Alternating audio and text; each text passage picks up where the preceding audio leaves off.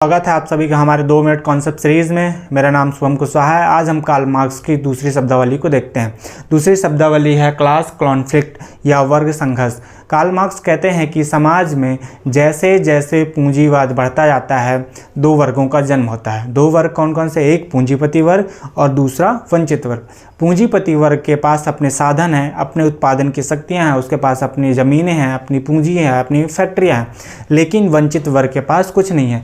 वंचित वर्ग जो कि उत्पादन की प्रणाली में सबसे महत्वपूर्ण है, जो कि उत्पादन कर रहा है, लेकिन उत्पादन में उसका कोई डायरेक्ट संबंध नहीं है, उसके पास उसका अधिकार नहीं है कि उस उत्पादन में उसका कोई अधिकार हो।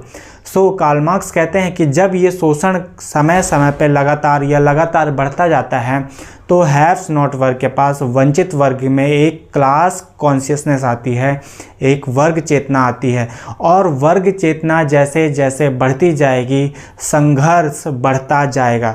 संघर्ष, फॉर एग्जाम्पल मैं लेता हूं कि मेरे ऊपर कोई शोषण हो रहा है।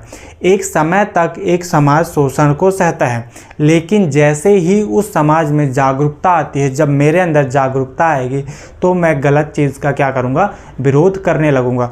अब जब मैं विरोध करूँगा तो लोगों में संघर्ष बढ़ेगा। संघर्ष कैसे? जो शोषण कर रहा है वह इस चीज़ को एक्सेप्ट नहीं करेगा कि मेरा जो अधिकार है वो किसी और को मिल जाए, मेरी जो संपत्तियां हैं वो किसी और को मिल जाए।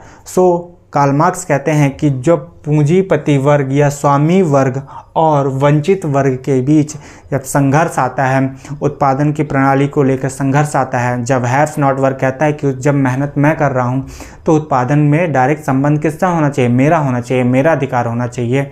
इसी को ही कार्ल मार्क्स ने वर्ग संघर्ष या क्लास कॉन्फ्लिक्ट कहा। आई होप आपको यह शब्द समझ आया होगा। बने रहे हमारे चैनल के साथ।